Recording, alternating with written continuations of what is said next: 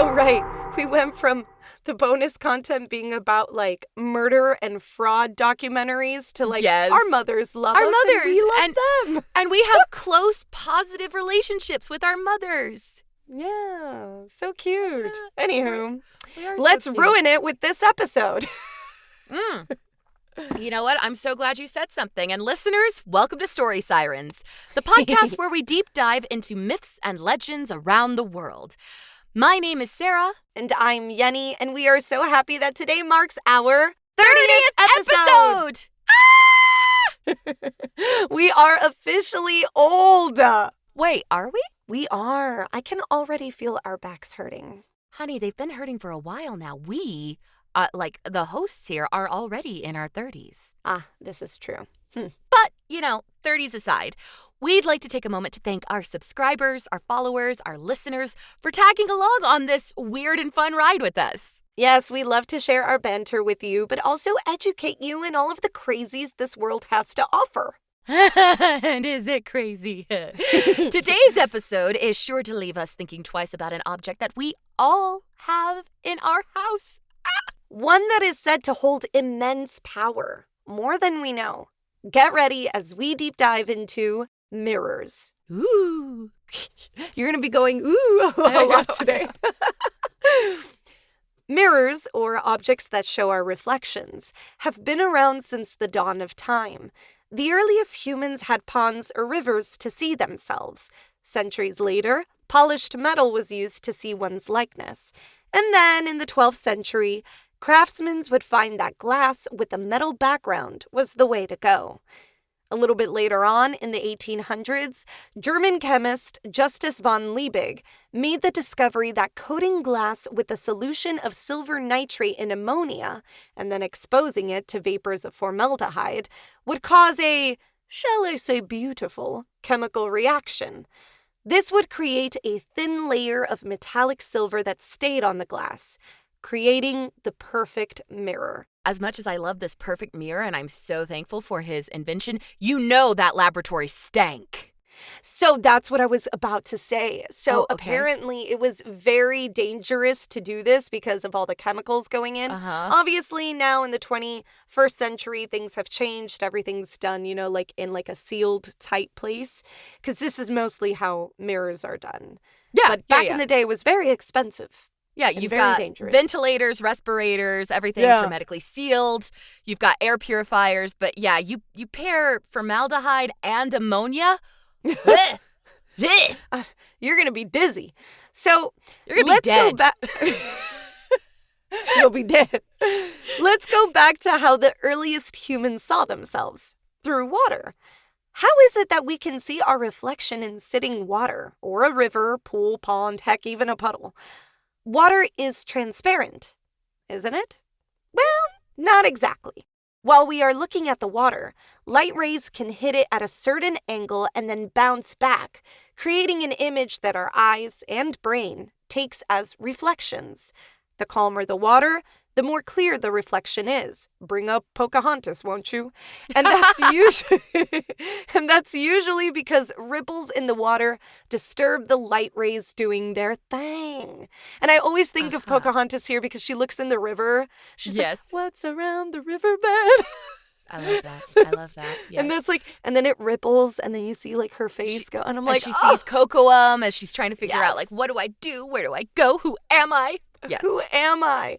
So, oh my God, now I'm going to watch Pocahontas tonight. Absolutely, 100%. While I won't go too into detail regarding a certain Greek myth, we cannot speak about mirrors and reflections in water without bringing up Narcissus, the most handsome man in the world. Well, I mean, at least by Greek standards. Very true. When the nymph Liriope took her son to Tiresias, sound familiar? Yes, it does. The seer predicted Narcissus would have a long life, so long as he never knows himself.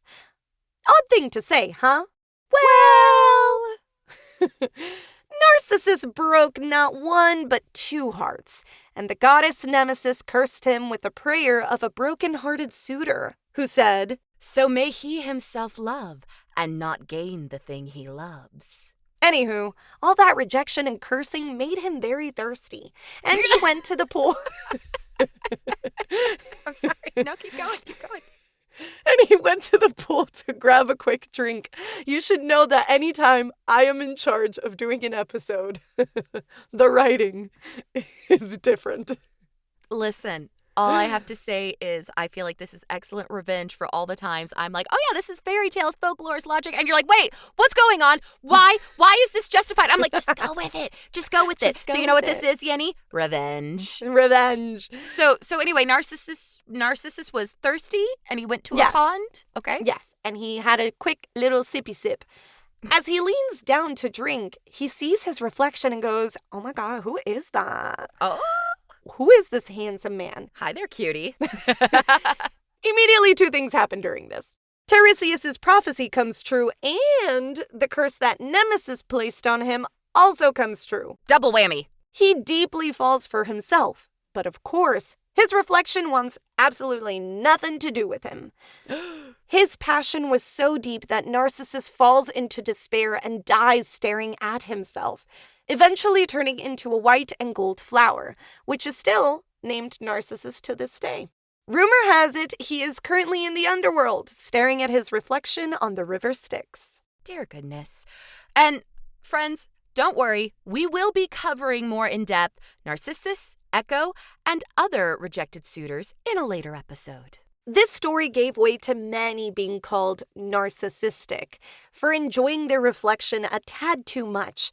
In fact, mirrors in literature have been attributed to vanity and deception, the person staring into it only seeing what they want to see, not what is truly there. And I do want to interject, as somebody who was always very fascinated by their reflection growing up, it was very fun to my parents whenever, like, as small Sarah would walk by a window or something and just, kind of look at herself, they'd start singing You're So Vain by Carly Simon. I'm just like, I'm sorry, I find myself entertaining. Honestly, as a Leo, I can't speak because I'm always looking at myself in the mirror. But it's if I see my reflection, I go, man, damn girl. Like, oh, look how pretty. Yeah. Look how pretty. Look how and then, of course, pretty. later in the evening, I'm like, honey, do you think I'm pretty? Do you still love me? I look at Alex when I have, like, my hair up and, like, I have, like, I don't know, like, chips in my face or something. I don't know. I feel like I'm not pretty. He's just staring at me. He's like, I don't know what you want me to say. So, vanity, deception, and Sarah and I's deal with the mirrors aside, mirrors have also held quite a lot of superstition, paranoia, ties to the other worlds, and even a way to communicate with the dead. Cue spooky sounds, Sarah. Ooh. Oh, I like that one. Let's go through some of the most common superstitions about mirrors. First up, we've got to talk about broken mirrors. We've all heard of it. If you are the reason a mirror should break, you will have bad luck for 7 whole years. But why? You can thank the Romans for that. Of course. It always starts with either the It's Greeks always or the them. Romans. All roads lead back to Rome. Oh, there you go. Since ancient times, mirrors have been believed to hold immense powers, including that of foreseeing the future. The Romans believed that if an unhealthy person looked into a mirror and it broke, it meant their health or bad luck would continue for the next 7 years. This is because they believed life itself renews every 7 years, and so whoever had the mirror break on them would have a sort of light at the end of the tunnel. Only 84 months until they're brand spanking new. Ugh. In other variations, when breaking a mirror, your soul is actually shattering, thus making the person have to wait 7 years for their soul or life to renew. That sounds terrifying. It does. And, like, my first thought is just, like, imagine I have a cold and the mirror breaks and I'm just like, well, what now? Am I just going to have this phlegm for the next 84 months? It's a lot. It's a lot. This belief carried on for quite some time and was even used in later centuries. But not because the people believed in bad luck. Nay. Remember when I covered how mirrors were made? Especially back in the 12th century, mirrors were not only difficult to come by, but were very, very fragile. And I mean, they still are. Yeah. And they could easily break due to the tiniest inconveniences. So, To ensure that they would care for these, a scare tactic was formed. If you broke it, 7 years of bad luck would come your way. Fear not, though. Sarah brings you naughty mirror breakers some good news. To save yourself from all those years of misfortune, you've got a few options to remedy the curse. The Romans believed you could take all the broken pieces of the mirror and bury them in moonlight, throw them in running water, or just crush up all the shards into tiny pieces so that your reflection could never be seen again. If, like us, you'd like to save the planet and not stab fish or wildlife by discarding them inappropriately, you could also just leave the mirror as is for 7 hours and then dispose of it. You know, why would they not just do that? This goes back to like the werewolf babies that they would like stick them in an oven instead of like, leaving them out in the moonlight. I'm like, werewolf babies. I have no idea. I want, again, folklore logic. Oh man. All right. Well, Yinny, what's our next myth involving mirrors? Oh, it has to do with a certain drink we might all know about. Now we're going to talk about Bloody Mary.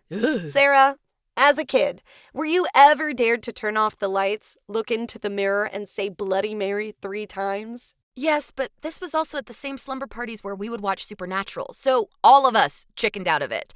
We knew the Winchester brothers weren't coming to save us. If only. Yeah, well, I was not a Supernatural fan until like later on in life. I will say though, Alex watched it from beginning to end. Oh, so he's man, like a commitment. Yeah, commitment. I just knew never to play with spirits. That was something Yeah. I feel like I was more scared that if my mom found out that I would play with spirits, I would get grounded. Don't worry about what the spirits are going to do. Worry about mom. Worry about what she's going to do when she finds out you did what. Okay, listen. The chancleta, it goes a long way. I'm not mocking you. I am saying I'm in the same boat. My mother would kill me. Yeah, she'd be like, "Oh, are you the spirit who came in? Did Yenny tell you?" Okay, hold on. Stay right there. I get first dibs. Yeah. Yeah, that's exactly terrifying. what would happen. Terrifying. I don't know if I would want our mothers to get together. They would plan our demises. Oh, they absolutely would. Well, because of that, I never said it 3 times. Kind of like Good. Beetlejuice. I actually, as a little kid, I would never say it 3 times either. I'd be like, That's so Beetlejuice. And then I'd be like, and then I would Just get so wouldn't worked up, say they'd it. be like, I can't say it again. I can't say it. So, legend has it that should you turn off the lights, look into the mirror, and recite Bloody Mary 3 times, 2 things might happen. 1, your future gets revealed. Or 2, you find yourself face to face with a very scary apparition. The story I always knew was that saying her name 3 times would make her bloody face appear before you, and she might even try to grab you. But, guys, who was Mary exactly? There are hundreds of variations and stories as to who Mary is. One is that of a woman named Mary Tudor, aka the first Queen of England, by her own right. Mary was the daughter of King Henry VIII and his first wife, Catherine of Aragon. King Henry remarried countless times in pursuit of a male heir, soon enough separating himself from the Roman Catholic Church. When the king died and Mary took her rightful place on the throne, she made it her mission to bring back her Roman Catholic faith to the people, who were now more Protestant. Unfortunately, hundreds, if not thousands, of Protestants were burned at the stake for their beliefs, giving Queen Mary the famous nickname Bloody Mary. She died at age 42, yet tales of her acts have followed through the century, some of which believe her ghost will still reappear if called. Gives a new take on the drink Bloody Mary, too, if you ask me. Another possible Mary is a woman by the name of Mary Worth, which has 2 very different legends. One, that she was a witch burned at the stake during the Salem witch hunts, and the other being that she was at fault for killing slaves escaping the South via the Underground Railroad. Both of these are terrible. Yeah. No matter which Mary it was, I think we can agree that whoever is now being summoned at every preteen or teen sleepover filled with annoying high-pitched squealing girls is truly facing the worst damnation out there, so. Ugh, I don't like this anymore. Let's move on to the next one. Yeah. So, let's get on to the next one. trapped spirits and communication. This still sounds bad, Yeti. Well, I never said that this episode was going to be pretty. That's Okay. it. Okay, The only fine. pretty thing is you looking into the mirror, Sarah. Always. While predominantly a Jewish practice, many people cover their mirrors when a loved one has passed. Covering mirrors would prevent the spirit from lingering in the home and becoming trapped in the mirror. In other cultures, if a loved one has an untimely death and the spirit is left with unfinished business, the spirit will hide in a mirror and wait for someone to view it, thus taking over their body and resolving their issue. This sounds like the premise of a horror movie, or several movies. In fact, I think these movies already exist. I am now creeped out. Thanks for that. You're welcome. Yet, not all spirits are trapped. Most can appear on their own accord.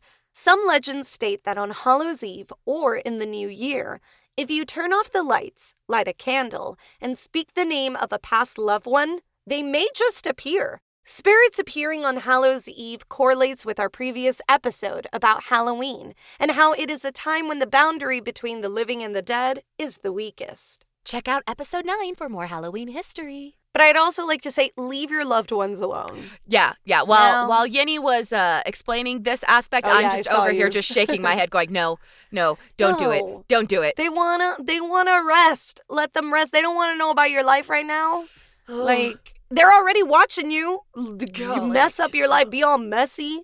So just don't, let them live. I mean, let them let them sleep in peace. Oh my gosh. Even stranger is that in some cultures, spirits will neither be trapped or appear on reflections, but instead be scared of their own reflection. Haha. It's a bad hair day. Oh no. In early periods, probably 17 to 1800s, maybe even further back, people in China would hang brass mirrors above idols to ward off any evil spirits. The moment a spirit would see their own reflection, they'd run away and stay away, which is what we want. Run away. Stay back. Stay away. These Chinese practices came into Cambridge. In the Really? 1800s, in the 1800s, many men left shoe buckles hanging on their walls, all to ward off evil spirits. Because it wasn't like you needed an actual mirror. What you needed is something reflective. Oh, okay. Right. And let me tell you, those were some shiny shoe buckles. Which also I would be scared. Because I would be like, that could also be a fire hazard. Because if the light shined on them really good, wouldn't it bounce back? It would, but I think that might be a little too intense and too prolonged of a light. And with like the shifting of the sun, it doesn't stay on there long enough. So if it would go in flames, that was the spirit. that would be, yes. That was the spirit. All right, still today, you'll see many homes have a mirror face their front door, all to ward off those nasty spirits and energies. Ooh. All right, let's get into portals to the other worlds. The what? Oh, yeah. Seems a bit crazy to assume mirrors can transport you to other realms, but if it weren't for these stories, we wouldn't have a podcast. And thank goodness for them. In Chinese mythology, the Mirror Kingdom is said to be the other world inside the mirror, and that when you look into a mirror, it may not be your exact reflection staring back, but a copy of you, trapped behind the glass. Are we talking like doppelgangers here? Oh, yeah. Ah! Ages ago, there were types of beings called the fauna of mirrors. Not completely human, but sort of ethereal beings. They would travel from their world to Earth through the way of mirrors and lived in harmony with humans. Unfortunately, this harmonious balance would not last. Of course not. Of course not. When do they ever last? When does it ever last?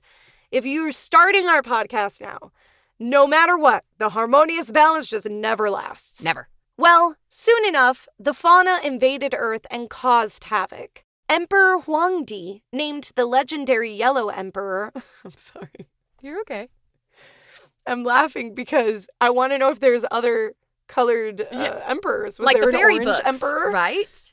No, because now I'm also kind of thinking of Power Rangers. Now it all makes sense. It does make sense. It's because they're all emperors from China. They're all Who knows? emperors. Maybe, oh my God, maybe all these emperors were the real Power Rangers, and now we're just learning about them here. Mind blown. Mind blown. All right, Wow. Emperor Huang Di, Yellow Power Ranger Emperor, fought these beings and used his, oh my God, and used his magic to not only seal them in their mirrors, but also take the shape of whoever viewed it. I'm sure this wasn't a Power Ranger show. Absolutely. But the legendary Yellow Emperor's magic is not permanent, y'all. Stories say that one day, the fauna of mirrors will return and seek their vengeance. In fact, if you catch a glimpse of fast movement in a mirror, it is said that those are the fauna in their realm, preparing themselves for their next invasion of Earth. Again, terrifying. And I'm just going to say right now, I am one of those people that if I see like movement from my periphery and I turn and there's nothing there, man, I'm praying instantly. I'm like, Lord, protect me, protect my home. Absolutely not. Yeah, we have to do an episode on spirits because there's just like hauntings and stuff. I was going to say, Sarah that and I seems were like talking a about it. big episode. Yeah, that'll be a big episode, but I mean, there is a lot to cover on that. I mean, I've seen, things in my peripherals too, and in mirrors, I have seen things, and I'm like, ugh, I know what it is, and I do not like it. But yeah, the whole point is that the Emperor not only fought them and sealed them in their mirrors, but like we said, he also made them take the shape of whoever viewed it. So they're trapped in there and they have to mimic us for the rest of eternity. Or so it seems, right? Because it's not permanent. So yeah, great way to scare us. I love that. Yay. Yeah. And to think I've been staring at my reflection all these years and interacting with the fauna. The fauna, yes. All right, let's go into honorable mentions before Sarah just combusts on us over this. I'm losing it. I'm not turning off any lights in this house. No. Ain't no way. Ain't no way. Since mirrors are said to hold our souls, we can't forget to mention that should you see someone who has no reflection, run. Run! Yes, that being is not human. Nay, but a Cullen. Yenny. Okay, fine, not a Cullen, but they are a vampire. And in some variations, they could be a witch as well. For neither vampires nor witches have souls, though there are multiple movies that love to say that they are just really misunderstood. And I mean, granted, we love those movies. We do. We do. I want a little hot, well, not little, I want a tall, hot, sexy warlock coming to swoop me off my feet. And then I look and it's Alex. And I'm like, baby, I knew you were it. You are magical. And then that's it. The end. Yeah. I love it. Meanwhile, I'm just looking over here at my husband going, what are you today, a hobbit or a dwarf?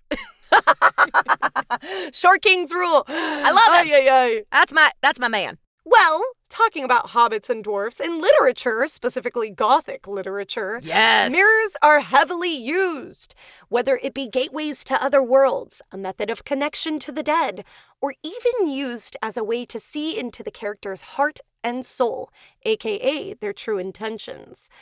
All of it is scary, but I mean, it's Gothic literature, so you'd expect it. It's so good. So good. Any Edgar Allan Poe writing, any Mary Shelley. Yeah, there's so many you could go from there. But we're not going to go through them because we're chickens. JK, we're going to go through them now. Don't worry. Let's jump into modern media. Yeah, or some of them. Yes, let's. You'll find mirrors in all your fave throwback shows and movies. We can't start modern media without bringing up one of the most famous mirror-centric quotes. Mirror, mirror on the wall, who's the fairest of them all? Story sirens are the fairest, y'all. The tale and later film Snow White and the Seven Dwarfs showcases the evil witch asking a powerful mirror to speak the truth. We can all agree that the evil witch did not like that answer. Absolutely not. Not far off from our childhood, we have Lewis Carroll's Through the Looking Glass, featuring our favorite little girl, Alice, wondering what the world could possibly look like from the other side of a mirror. Speaking flowers, good and evil queens, and unbirthdays ensue, which I'd like to add. The Disney version of Alice in Wonderland is very different from Through the Looking Glass by Lewis Carroll. Oh, yeah. So, Absolutely. But still on the Disney train, let's not forget that the Beast in Disney's Beauty and the Beast had a magic mirror through which he could see the outside world. In the Harry Potter franchise, we find another famous mirror, the Mirror of Erised, said to show the viewer whatever their heart truly desires. But beware, the mirror does not show you the truth, only what you desperately want. The mirror itself has an inscription that can only be read backwards, which says, I show not your face, but your heart's desire. Here's a little secret for you. Erised is actually just desire backwards. Clever. Clever, very clever. Eye roll. While I'm keeping it light, there are dozens of horror movies involving mirrors, more than likely because of all the folklore revolving around trapped spirits and possible possessions. The creator of the TV show The Haunting of Hill House, Mike Flanagan, has a movie about an evil mirror called Oculus. Apparently, that mirror appears in The Haunting of Hill House TV show as an Easter egg. And there's a 2008 horror film called Mirrors, starring Kiefer Sutherland as a retired cop turned security guard. And as you guessed it, mirrors are not to be trusted in this movie. And while not exactly a mirror, this story does involve a reflection. The manga and anime series, The Portrait of Little Cosette, which tells the story of the spirit of a young girl trapped in a Venetian glass, and how she may not be as innocent as she looks. Viewers beware, this falls into the horror genre. I haven't seen the show or read the comics myself because I am, as established, too much of a chicken. I am too. I'm not even going to check it. The popular anthology series Black Mirror features many dystopian episodes and uses our current obsession with technology and media to showcase what could happen in the near future. While not exactly about mirrors, the show can be seen as a reflection of what could be our future, and perhaps open our eyes about what is most important. Seeing as how mirrors are frequently used as symbols of the true self or visions of the future in mythology and literature and so forth, this is a perfect example of modern mythology. Absolutely. Last but not least, I did just add this in. Frank Beddor's The Looking Glass War series is available in all your bookstores. It is a great series that has a bit of a very cruel, crazy twist on Alice in Wonderland, and use different reflections as portals back into Wonderland. It is a really, really good series. I highly recommend it. I have it. It's really good. Sarah, don't buy it. I'm going to get it for you. Okay. It's very fun, but it's very different. Be aware that it is bloody, gory, but so cool. And he even had, the author, Frank Beddor, he actually has printed in the books art of all the characters. And so they all look very different. For example, the rabbit in Alice is actually called Bibwit Hart, and you see him and he looks really ugly with, it's a humanoid rabbit. Yeah. And it's super, super cool. Really, really interesting read. Really fun. And anywho, let's get into the siren call. Take a trip down memory lane by watching one of the most popular TV shows in the 2010s, Black Mirror. Doesn't matter where you start. Each episode is its own story. It'll truly keep you thinking about it throughout the day. And again, viewer discretion. This is not really a happy series. Oh, not at all. Good luck. Good luck. And good luck out there with any mirrors you encounter. Yeah, make sure you don't break them. Or if you do, don't worry about it. Just leave them broken for 7 hours. Don't throw them in a lake. Yeah, please don't. And with that, we'll sign off for today. Absolutely. Bye now. Bye. Thanks for listening to Story Sirens. You can follow us on Instagram at Story Sirens Podcast. Want to support us? Send us a cup of Ko-fi by searching ko-fi.com/storysirens. We've got lots of treats for those who become siren seekers. All research materials can be found in the episode summary. Music by Donald Guzzi and artwork by Alexis Torres. Story Sirens is a Feather and Fin production. See you soon.